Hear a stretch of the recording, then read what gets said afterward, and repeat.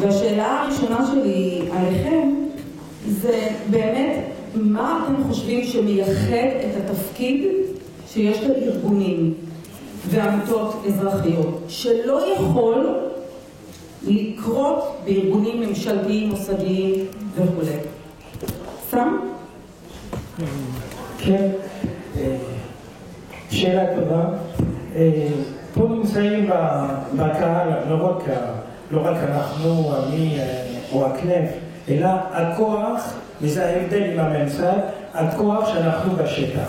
נראה לי שההבדל בין הממסד ומה שאנחנו נקראים המגזר השלישי, זה הקרבה עם העולים.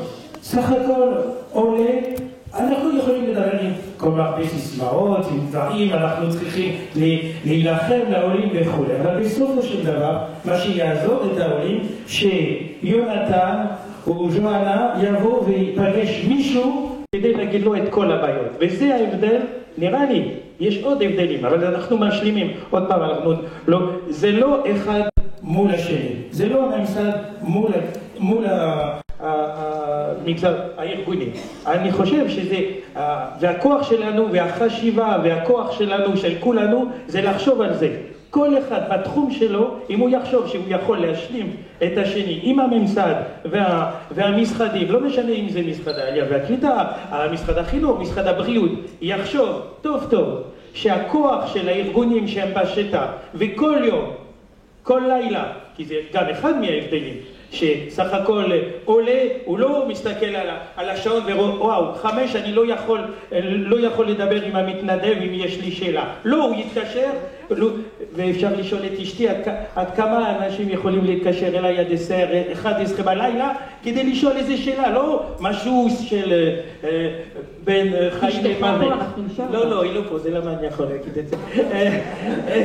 וזה לא שאלות שזה בין חיים למוות, אלא זה שאלה שמעסיק אותו וצריך מישהו שיענה לו, וזה המתנדבים, זה כל הארגונים פה חיים את זה כל יום, ונראה לי שזה אחד מהדברים, עוד פעם, שגם הממסד צריך להבין את זה, זה הזמינות של הארגונים, כמו שאנחנו צריכים להבין, ובצד שלי ואחר כך אני אתן להביא ולדפנה להשלים את התמונה, כמו שאנחנו כתוך ארגונים אנחנו צריכים להבין איך פועלים את המשרדים, איך כל הביורוקרטיה וכל האנשים ואיפה לפנות וכו'. אם אנחנו מבינים את זה, אז אנחנו יכולים עוד יותר להיות חזקים כדי לתת את השירות לעולה. תודה סם, אתה מדבר על תיאוריה של פסיפס בעצם. אבי? אני אשלים, אני קצת מתחבר לדברים שאמר המרצה הקודם, מרדאן, וראינו שרוב העולים בעצם באים מהמסגרת הקהילתית המאורגנת המסורתית. וצריך להבין שלא רק הצרפתים, ובמיוחד היהודים שהם חיים בצרפת, אין להם שום מושג בוא נגיד, התמודדות מול ממשל. הם לא יודעים. יהודי יכול לחיות ולמות, סליחה לביטוי, והוא ייתקל בעיקר, יהודי מסורתי הוא ייתקל בעיקר מול מוסדות קהילתיים. במקרה הכי גרוע, הממסד הכי גדול שהוא יכול לפגוש זה העירייה. ואנחנו אומרים לו לקראת העלייה, כשמגיע לפה, אתה תצטרך להגיע למשרד הפנים, ואחר כך למשרד הקליטה, ואחר כך למשרד הבריאות, וזה מפחיד אותו, זה קצת מרחיק אותו, ואני לא מביע פה שום עמדה כלפי השירות המעולה שהוא יכול לקבל בכל מקום ומקום. אני אומר, העמותות, הארגונים, וכשאני אומר הארגונים, זה גם ראינו את זה בהרצאה של יצחק דהן, גם הקהילות, גם בבתי כנסת, גם מרכזי הקהילה, זאת אומרת, כל הארגונים האלו אמורים להיות מתווכים בין העולה שמגיע למקום זר, למקום חדש, לבין המציאות החדשה שאנחנו רוצים שהוא יפגוש. אנחנו רוצים שהוא יהפוך להיות ישראלי וידע להתמודד עם הממסד, אבל אל נשכח שאותו עולה שדיברנו עליו, וראינו את זה בהרצאה המעולה של יצחק, הוא לא מבין את השפה, בטח לא את המנטליות.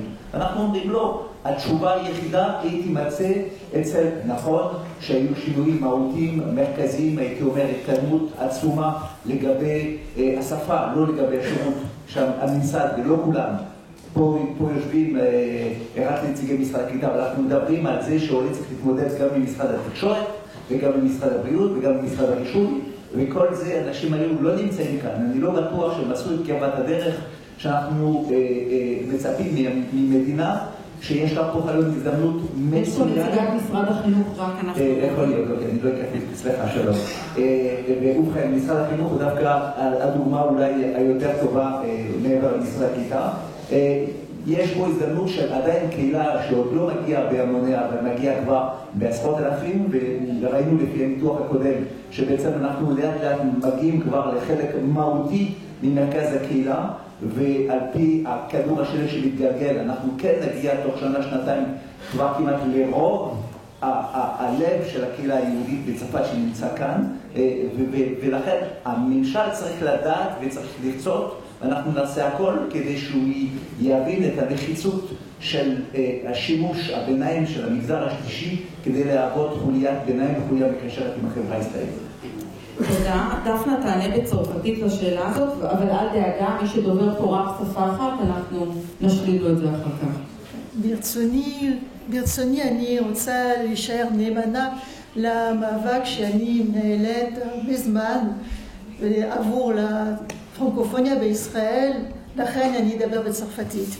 Les associations Ganit, elles sont très importantes et je voudrais ici remercier de tout cœur tous les bénévoles qui se trouvent dans cette salle. Oui, j'en connais beaucoup ici. Donc oui, elles sont très importantes par rapport au gouvernement. Pourquoi? Nous sommes sur le terrain. Nous travaillons au plus près des problèmes, au plus près. Nous sommes un travail de proximité, au plus près des besoins, au plus près des ressentis des Olim. Quelques exemples. Dès la création en 1993 de mon association, l'Association des Français d'Israël, nous avons instauré un service d'aide juridique gratuit pour donner aux Français d'Israël qui arrivaient tous les conseils dans leur démarche vis-à-vis des autorités françaises, des administrations françaises. בסדר. אז אני רק אומר שדפנה בעצם מדברת על החשיבות של הארגונים, אבל יותר מזה על החשיבות של הפעילות של המתנדבים, שהם מאוד מאוד קרובים לעולה בכל מעגלי החיים שלו, והיא מתחילה לתת לנו מספר דוגמאות. Aujourd'hui, qu'est-ce que nous faisons? Nous sommes en train de créer, c'est ce que je disais à Ariel Picard, nous sommes en train de créer un service d'aide psychologique pour les Olim, pour les aider dans leurs problèmes d'intégration. Il y a aussi, il faut savoir, Ganit, c'est que les associations détiennent des informations, mais donc des informations très précieuses. Un exemple, cet été, nous avons réussi à prouver au Bitoire Leumi qu'il transmettait des informations erronées aux handicapés français candidats à l'Aliyah. דפנה נתנה דוגמה לתהליכים או לדוגמאות שהיא דוגמה בתחום הייעוץ המשפטי וגם בתחום הייעוץ הפסיכולוגי, אבל הדוגמה האחרונה שהיא דיברה זה איך היא הצליחה להעביר לביטוח לאומי מסר שהם בעצם מעבירים אינפורמציה שגויה בכל הנוגע לנכים, ואנחנו יודעים שנכים ומוגבלות לנכים זה נושא מאוד טרנדי, חם בימים האלה. תודה רבה לכם. אז תראו, דפנה הראשונה שנתנה דוגמה, ועכשיו אני אבקש, אבי, גם אותך לאיזה דוגמה של הישג או רגע שיא שהארגון שלך בעצם הצליח להביא אליו.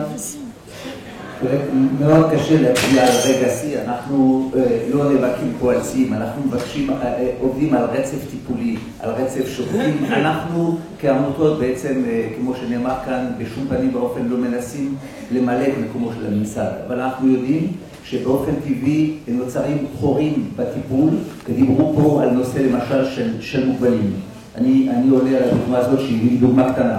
התייחסות היום לאור העובדה שמספר העולים מצרפת גדל באופן משמעותי, אתם צריכים להבין שבשנה האחרונה עלינו על כמעט 100 משפחות שמגיעות לארץ לילד עם מוגבלויות מסוימות. עכשיו, מעבר לכל הבעיות שיש לאותו עולה חדש, הקמת תיק הטיפול שלו מול הממסד, אני אומר, הממסד זה יכול להיות גם ביטוח לאומי, זה יכול להיות גם ביטוחים, זה יכול להיות גם כל מיני מוסדות, הייתי אומר, פנימייתיים של הילד. הוא מתקשה לעשות את זה מול המוסדות הישראלים, ואנחנו הקמנו תא מיוחד של מומחים, פסיכולוגים, עובדים סוציאליים צרפתים, שפעם בשבוע מקבל את המשפחות האלו, והיום השירות הזה רץ מפה לאוזן. עלינו על כך ש100 משפחות מצרפת בשנה האחרונה עלו עם ילד עם מוגבלות או שכלית או פיזית, ואנחנו משתדלים להפוך עוד פעם להיות החוליה המקשרת בין הממסד במובן הרחב לבין אותות המשפחות. בירושלים, בעמותת עמי, לא הצגתי את עצמי אולי מספיק, השירות הזה נקרא ציפורה, הוא מקבל במיוחד שם מאוד נוטרלי כדי לא להפחית את העולים, זה נקרא לליה פורטוס, לתת קצת יותר מקום. אנחנו הרי פה העלו גם את הנושא של האוכלוסיות המיוחדות, לא רק העניות, אנשים שבאים מהפריפריה, ואני חושב שהמאגר בקרב האוכלוסייה הזאת ילך ויגבר בשנים הקרובות. בסדר גמור, אין לי זכות עכשיו. תודה, נכון, אני מעבירה לסם, אבל דווקא הישג, סיפור, משהו נחמד. כן, לא יודע אם זה נחמד, אבל זה היה משהו, בוא נגיד משהו חשוב, ובתחום שאני מתעסק זה הצעירים. ופה מבחינת קליטת עלייה, אחד מהקושי מבחינת הצעירים זה המבחן הפסיכומטרי. המבחן הפסיכומטרי הוא המבחן שנותן את הכניסה לאוניברסיטאות. ואנחנו יודעים שעוד פעם, וזה יהיה מאוד חשוב להמשך, לא רק לצרפתים, לעולים בדרך כלל, חוץ מהאמריקאים, כי האמריקאים יש להם מבחנים אחרים שהם יכולים לעשות SIT, אם אתם מכירים, כדי לעבור את הכניסה של האוניברסיטה. אבל לעולים ולדוברי צרפתית אין להם מושג עד שהם באים לפה, בוא נגיד בגיל 17-18, מה זה פסיכומטרי? כי הוא מבוסס על מה שהישראלים והילדים שלנו יודעים, שזה multiple choice, שאלה אחת, 4 אפשרויות בזמן נתון. אנחנו יותר פילוסופים, המבחנים שאנחנו גדלנו זה נושא אחד, יש לנו 4 שעות ויש לנו כל הזמן. אז הצעיר שבא לפה הוא מול המבחן הפסיכומטרי והוא נופל, ועוד פעם, אז הוא נופל, אבל זה טרגדיה, כי אם הוא רצה ללמוד איזה משהו באוניברסיטה או במכללות, אז כל החלום שלו לבוא לפה וללמוד משהו נופל, הוא לא יכול, הוא יקבל איזה ציון שלא צריך כדי להיכנס, וכל החיים שלו הולך לאיבוד. אז מה שעשינו, אחד מהדברים, אז לקחנו את הנושא ככה כפרויקט, ובשבילנו זה הצלחה, אבל זה לא היה עד הסוף. הלכנו, הפכנו, עשינו סקרים, ראינו את התוצאות, גם אצל הדוברי רוסית, גם אצל הדוברי צרפתית, גם הדוברי ספרדית וכו', והלכנו ככה, כמו בחוצפה, ונראה לי שזה מה שאנחנו צריכים לעשות כל הזמן בחוצפה, הלכנו לוועדת לחינוך בכנסת, ואמרנו, הנה, פה יש אפליה, פה יש לנו מבחן, כל התוצאות הן מתחת לממוצע מול הישראלים. חוץ מזה, לעולים יש רק מבחן אחד בכל השנה, שהישראלים יש להם 4 מבחנים, הם יכולים לעבור את המבחן. יש שאלות יותר מדי קשות לדוברי צרפתית ולעולים.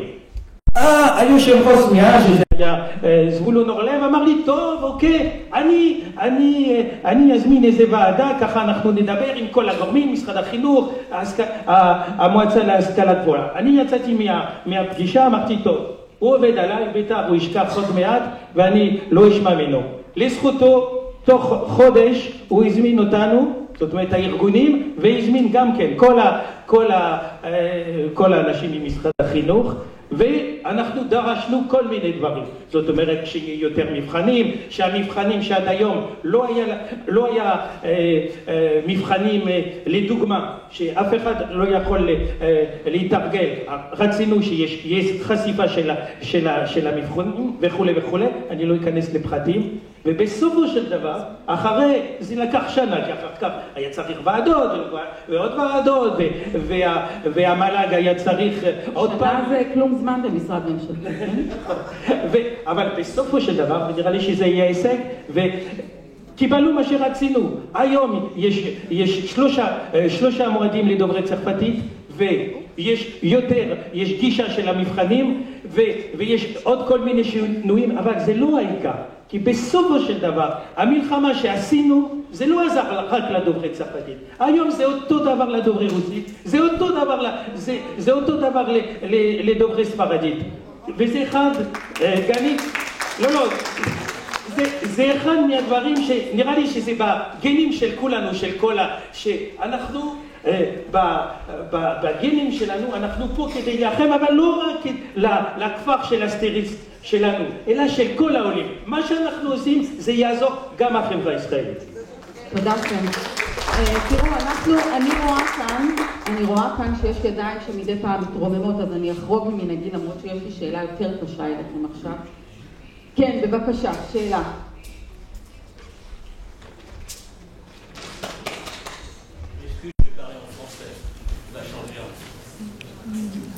Parce qu'il y avait tellement d'orateurs, ils ont tous parlé en hébreu. Et moi, je vais essayer de parler en français. Je voulais vous dire qu'aujourd'hui, je suis venu à un colloque qui devait m'apporter quelque chose. Je devais faire un rapport au CASIFAN, et membre de la membre du Lamnébri dans le cadre de la communication. Je ne sais pas quoi leur dire suite au colloque d'aujourd'hui. Je suis resté 2h30 à écouter différents orateurs, et sur le plan humain, c'est difficile d'enregistrer tout ce que vous avez dit. Que ce soit le président, que ce soit les différents orateurs, M. Chardy et vous, alors je vais vous dire, mon sentiment, et on est en débat. אדוני, רק אם אפשר את השאלה אנחנו נענה. Une question. La question est la suivante. אנחנו נשמח לענות על שאלה. La question est la suivante. Je suis venu dans une université. A priorité, j'avais l'impression de rencontrer des jeunes. Une université, c'est où il y a les nouvelles générations. Je me suis trop retrouvé, comme moi, avec des super seniors. Et je pense que ce n'était pas l'objectif pour moi de venir à un colloque aux super seniors. Parce que les psychométriques que vous venez de définir, תודה רבה, אנחנו ננסה להתייחס, תודה רבה. תודה. אבי, לא, את רוצה? בבקשה, דפנה.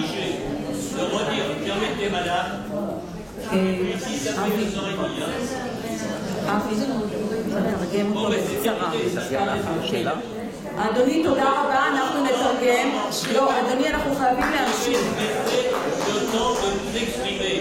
vous a écouté avec plaisir. Maintenant, il y a au moins la sagesse. Oui, vous posez votre question. La question est la suivante. Je voudrais poser la question à l'immigration. Combien il y a eu de familles qui sont retournées d'Israël en France? Voilà. אחרי המבוא הגדול, השאלה של אדון הייתה כמה אנשים בסופו של דבר חזרו, וזו שאלה שכל פעם אנחנו נשאלים. אני מניח שגם לאנשי ישראל איתה קשה לתת את הנתון, בגלל שאני חושב שאין לנו עדיין את הנתון הזה, אבל אנשים מתייחסים. Monsieur, j'ai traduit que votre question, nous n'avons pas... אבי בעברית, רק אתה עושה כי יש להם תרגום לצרפתית, אז אתה תענה בעברית. אז... אבל למה אתה Moi, je n'ai rien à répondre à ce monsieur. Mais moi, je ne peux pas répondre. Rien à répondre. Monsieur du CASIFAN, en fait, on vous a donné tout à l'heure la réponse, je ne sais plus qui, l'un des orateurs a dit que c'était environ 20% de familles qui retournent. Il est très difficile de connaître ce genre de chiffres parce que généralement, les gens qui partent, qui retournent en France pour un échec, et ils ne viennent pas le claironner. Donc en fait, depuis 1948, on a établi à peu près à 20% le taux de retour de l'Irrigat, disons.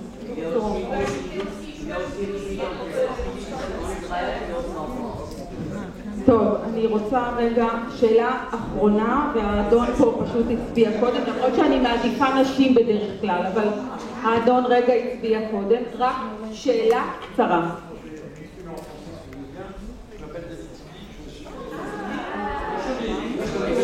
אדון דוד טיבי, דוקטור דוד טיבי.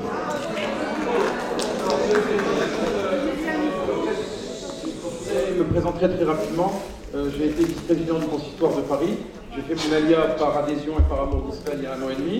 Je suis venu avec ma famille, vous avez lu ma lettre, certainement tous. Et j'ai juste une question à vous poser. Nous sommes en train de travailler avec un groupe maintenant d'avocats parce que le problème des équivalences, vous n'en avez pas parlé. Et non, enfin là, j'ai toute cette nuit en retard, excusez-moi, mais là, au niveau de la table ronde, c'est un problème fondamental parce que comment peut-on s'intégrer dans un pays si on ne peut pas travailler et encore moins ouvrir sa famille? Donc aujourd'hui, je suis l'exemple parfait, je suis professeur à la faculté de chirurgie dentaire de Paris, je suis spécialisé en implantologie, j'ai 25 ans d'expérience et j'ai raté 2 fois l'équivalence pratique. Déjà, je ne comprends pas pourquoi.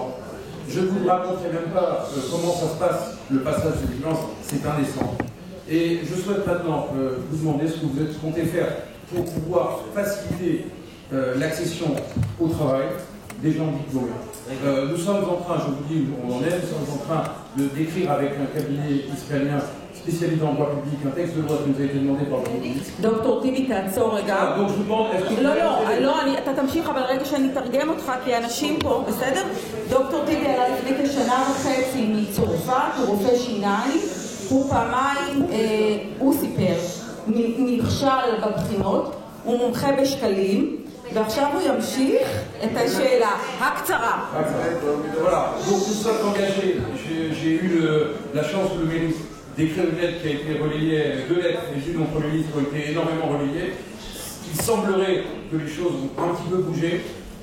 Nous sommes en train d'avancer sur le dossier de ces abolitions d'équivalence, parce qu'elles sont, à mon avis, un scandale pour l'État d'Israël. Nous voulons harmoniser aujourd'hui les choses, parce que les médecins aujourd'hui ne sont pas astreints à cette équivalence. C'est une faille juridique dans le système, et nous voulons harmoniser les professions médicales par rapport aux médecins. Et voilà. תודה רבה, תודה רבה. אני יכול לבוא לדוקטור טיבי, puisque je l'ai témoin. אבי בעברית. סליחה, אני רק יכול לענות לדוקטור טיבי, ויש לי עדים פה.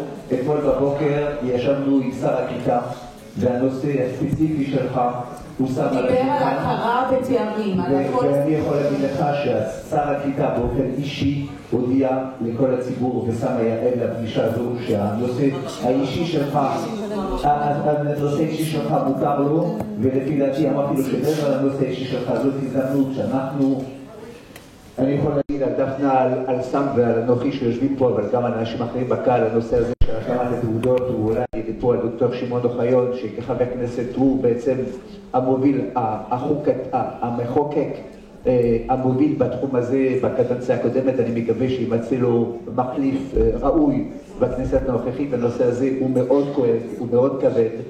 נכון שנחלנו מספר אכזבות יחסית ארוכות. לי יש הרגשה שאנחנו על סף שינוי, ואני חושב שהמאבק שלך והעת שהוא קיבל בתקשורת בהחלט בתמיכת הארגונים שיושבים עם שר הבריאות, עם מנכ"ל משרד הבריאות כמעט כל 3-4 חודשים באופן קבוע. לא הכרנו אותך באופן אישי דרך המשפחה שלך שאנחנו מכירים ומכבדים, אבל אני מקווה, אני לא אעשה מה שעשו אחרים, פוליטיקאים שעשו הרבה הצהרות, אני לא אעשה שום הצהרה. אני רק אומר שהנושא הזה כבר מתחיל לקבל עד ציבורי, עד תקשורתי ועד פוליטי, וזה הדבר הכי משמעותי, ואני יודע שזה כבר היום הגיע לשולחנות הכי גבוהים בממשלת ישראל, ואני מאחל לך ומציע לך, למרות שאתה יושב לימינו של נציג ממשלתי, להמשיך את המאבק הזה, בגלל שאנחנו יודעים שהמאבקים הציבוריים הצודקים הם בסופו של דבר יצליחו. תודה רבה, תודה רבה. אני רוצה להפנות שאלה אחרונה, אם יישאר זמן אחריה אנחנו נשמח לקבל עוד הערות, זה פשוט, לא, אני שואלת שאלה אחרונה את המשתתפים. אני, אדוני, אפגש איתך בחוץ בהפסקה על כוס קפה ואני אנסה לענות לך על כל השאלות. עכשיו אני רוצה שאלה אחרונה למשתתפים של הפאנל, שנוגעת, אבי, אתה התחלת לענות לדוקטור טיבי, אז אני אבקש מסם על כישלונות. נכון? התחממנו קצת בפורום.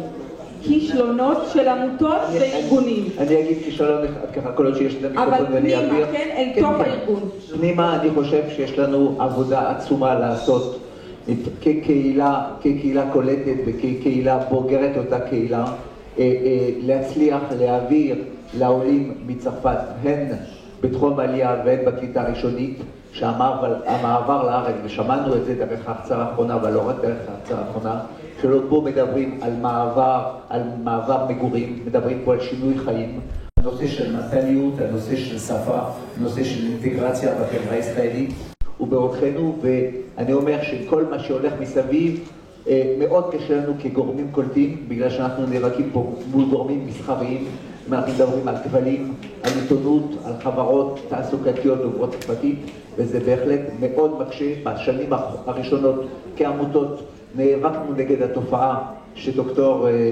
לעתיד דהן הגדיר כגטואיזציה, ואני חושב שטוב שהוא הרחיק קצת לכת בדיבור הזה. אנחנו מאוד מתקשים היום לעמוד בפרץ ולדחוף את העולים לכיוון של אינטגרציה דרך השפה והתרבות הישראלית. תודה. אבי, אינטגרציה, סם? אני אגיד ככה, אם כל הזמן שאני שומע שמישהו ירד, שזה צעיר, שזה מבוגר, ירד שוב, חזר לצרפת, למרוקו, לבלגיה, אני מרגיש כישלון, אבל כישלון של הארגון ושל כל המערכת. אם מישהו רוצה לחזור בדעה שלו, אין בעיה, אבל אם לא עשינו מספיק, והיום זה השעת מבחן, אנחנו לא עושים מספיק כי יש יותר עולים ואין מספיק, סך הכל גם כוח אדם, גם משאבים. לא אמרנו עד היום את המילה על כסף, צריך תקציבים, זה לא מילה גסה, צריך תקציבים, צריך כוח אדם כדי למנוע לפחות שאנחנו נהיה בכל פינה, לא רק בירושלים, לא רק בנתניה ולא רק באשדוד, כי בכל הערים האלה יש אנשים נפלאים והם פה, ויש מיכל ויש כל הפרויקטורים, ויש כולם נותנים את הנשמה. ויכול להיות שיש עוד אנשים בגלל חוסר יכולת, בגלל שאנחנו לא היינו בזמן הנכון ובמקום הנכון, אנחנו פספסנו אותו, וזה כישלון. זה כישלון לא רק של הארגונים, כן, אחד, אבל שכל החברה שלנו, כי בסופו של דבר מישהו חוזר, אז אחר כך זה לא רק שהוא חוזר, אחר כך מה הוא יקרין פה שם בצרפת, אז זה פחות 20, פחות 50, וכל עבודה שאנחנו צריכים לעשות היא עוד פי 1,000. תודה רבה. דפנה, אז כמו ששאלתי, הייתי מגדירה את זה לא כישלון, אבל חשבון נפש, קצת מה יכולנו לעשות שעוד לא עשינו, כארגון.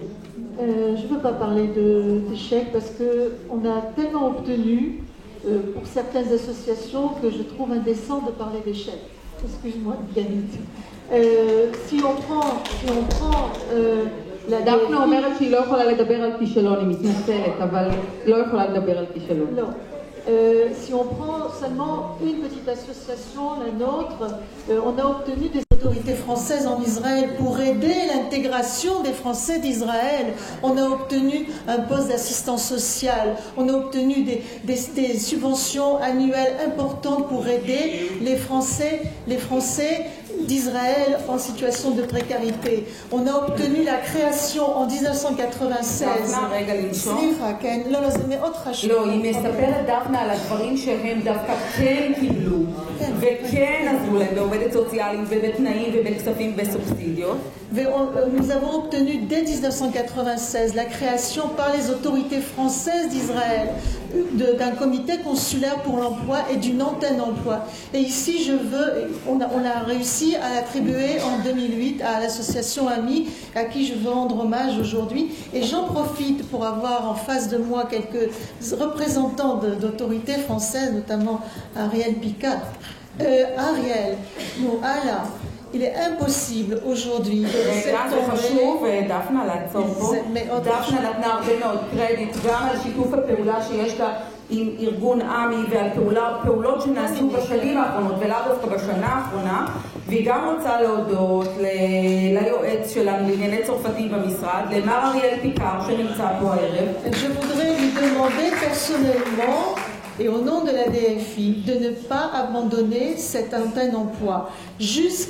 Depuis 1996 jusqu'en 2015, nous avons obtenu que la France mette quasiment 600 000 € pour donner des emplois à peu près à une centaine, 120, 150 Français d'Israël par an. היא מבקשת שלא לרפות את ידינו ולהמשיך לתבוע מצרפת או ממי שצריך לתבוע את הכספים שמגיעים לטובת או בתחום של תעסוקה. Malheureusement, en raison des contraintes budgétaires que vous connaissez en France, la ligne budgétaire a été annulée. C'est pas seulement pour Israël, on ne va pas tomber dans ce genre de paranoïa, ça a été annulé pour tous les Français de l'étranger. Donc en fait, aujourd'hui, je me retourne vers les autorités israéliennes et notre association, on a obtenu beaucoup et fait beaucoup. Nous n'avons jamais rien obtenu des autorités israéliennes. Pourquoi? Parce que jusqu'à présent, elles ne s'intéressaient pas au travail de terrain que nous faisions, mais je dois avouer que peut-être à cause de la hausse de l'Aliyah de France, peut-être parce que nous avons la chance d'avoir maintenant... דפנה פונה אלינו כשלטונות, ממשל, כגופי ציבור, בפנייה לקבל עוד תקציבים. Parce que nous avons la chance אבל זה חוכמה קטנה, דפנה. סליחה, 600,000 יורו שצרפת נתנה כדי לקלוט את הצרפתים בישראל, סליחה, זה משהו, זה לא סתם, זה לא שקל וחצי, אוקיי? Ce que je voulais dire, c'était que aujourd'hui, on a la chance d'avoir un ministre qui, pour la première fois, a réuni les associations et les a écoutées. Il nous a dit de lui envoyer des suggestions et on l'a fait.